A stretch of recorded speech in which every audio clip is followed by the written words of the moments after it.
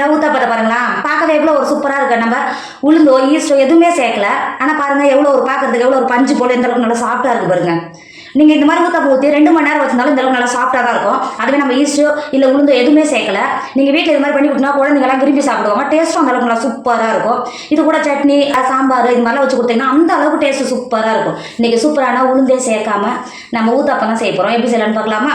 Hi friends, welcome to Kerala சமையல். இன்னைக்கு கேரளா சமையலில் நம்ம ஊத்தாப்பம் தான் செய்ய போகிறோம். வாங்க எப்படி செய்யலான்னு பார்க்கலாம். இந்த ஊத்தாப்பம் பண்ணுறதுக்கு இப்போ ஒரு பவுல் வச்சுக்கோங்க. 250 கிராம் கப்பில் 3 கப் பச்சரிசி சேர்த்துக்கோங்க. நான் எடுத்தது ரேஷன் கடையில் வாங்குவோம் பார்த்தீங்களா, அந்த பச்சரிசி தான் எடுத்திருக்கேன். இப்போ பச்சரிசி சேர்த்து கொடுத்துட்டு அரிசியை தண்ணி சேர்த்துக்கோங்க.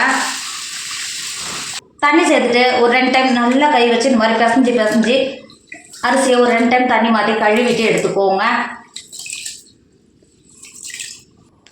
இப்போ பாருங்கள், ஒரு 2 டைம் நல்லா கழுவிட்டு தண்ணி வடிகட்டி எடுத்துன்னு வந்திருக்கேன். இப்போ 2 டேபிள் ஸ்பூன் வெந்தயம் சேர்த்துக்கோங்க.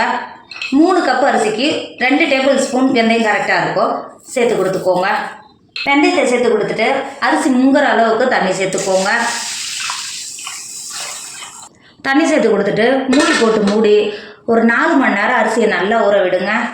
இப்போ பாருங்கள், நம்ம ஊற வச்ச அரிசி பச்சரிசி 4 மணி நேரம் ஆகிடுச்சு. எந்த அளவுக்கு நல்லா ஊறி வந்திருக்கு பார்த்தீங்களா? இங்கே பாருங்கள், ஒரு டைம் நல்லா கழுவிட்டு தண்ணி வடிகட்டி எடுத்துக்கோங்க. இப்போ பாருங்கள், நல்லா கழுவிட்டு தண்ணி வடிகட்டி எடுத்துன்னு வந்திருக்கேன். அரிசி அளந்த அதே கப்பில் 1.5 கப்பு வடித்த சாதம் எடுத்திருக்கேன். சாதத்தை உள்ளே சேர்த்து கொடுத்துக்கோங்க. சாதத்தை சேர்த்து கொடுத்துட்டு அதே கப்பில் 1.5 கப்பு தேங்காய் துருவிட்டு எடுத்து வச்சுருக்கேன். இப்போ உள்ளே சேர்த்து கொடுத்துக்கோங்க. 3 கப்பு அரிசிக்கு 1.5 கப்பு வடித்த சாதமும் 1.5 கப்பு தேங்காவும் சேர்த்துக்கினா கரெக்டாக இருக்கும். நீங்கள் எக்ஸ்ட்ரா சேர்க்குற மாதிரி இருந்தாலும் தேங்காய் சேர்த்துக்கலாம். சாதம் அதிகமாக சேர்க்கக்கூடாது.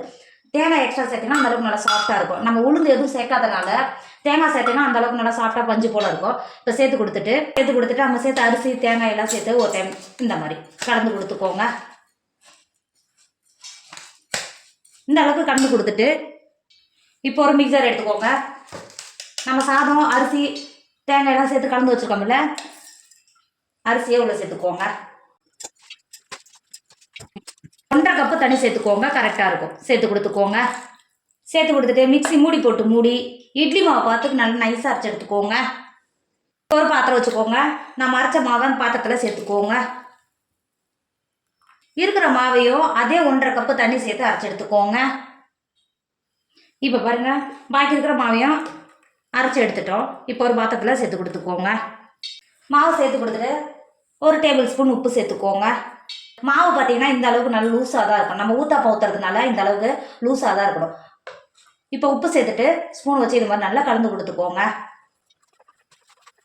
உப்பு சேர்த்து இந்த அளவுக்கு நல்லா கலந்து கொடுத்துட்டு மூடி போட்டு மூடி ஒரு 8 மணி நேரத்துக்கு மாவை மாற்றி வச்சுக்கோங்க. மாவு நல்லா புளிச்சு பொங்கி வரும், மாற்றி வச்சுக்கோங்க. நான் காலையில் டிஃபன் பண்ணுறதுக்காக நான் நைட்டு அரைச்சி வைக்கிறேன். டின்னர் பண்ணுற மாதிரி இருந்தால் காலையில் மாவு அரைச்சி வச்சுன்னா கரெக்டாக இருக்கும். ஒரு குறைந்தபட்சம் ஒரு 6 மணி நேரமாவது இந்த மாவு புளிக்கணும். இப்போ மாவை மாற்றி வச்சுக்கோங்க. இப்போ பாருங்கள், மாவு எந்த அளவுக்கு ஒரு 8 மணி நேரத்தில் எந்த அளவுக்கு நல்லா புளிச்சு வந்துருக்கு பார்த்தீங்களா? இங்கே பாருங்கள், எந்த அளவுக்கு நல்லா புளிச்சு வந்துருக்கு பாருங்கள். நம்ம உளுந்து எதுவுமே சேர்க்கல, ஆனால் எந்த அளவுக்கு நல்லா புளிச்சு வந்துருக்கு பாருங்கள். ஒரு டைம் நல்லா கிண்டி கொடுத்துக்கோங்க. இந்த அளவுக்கு நல்லா கிண்டி கொடுத்துட்டு நமக்கு மாவு எந்த அளவுக்கு நல்லா பொங்கி புளிச்சு வந்துருந்தது.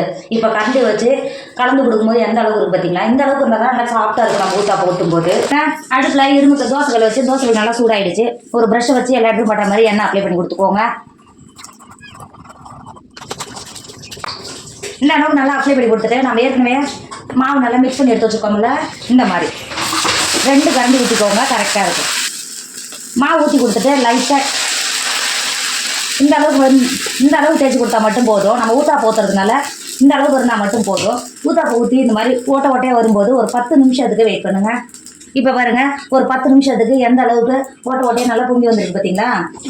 மூடி போட்டு மூடி ஊத்தாப்பத்தை வேக விடுங்க. இப்போ பாருங்கள், ஒரு 10 நிமிஷத்துல எந்த அளவுக்கு நல்லா வெந்து வந்திருக்கு பார்த்தீங்களா?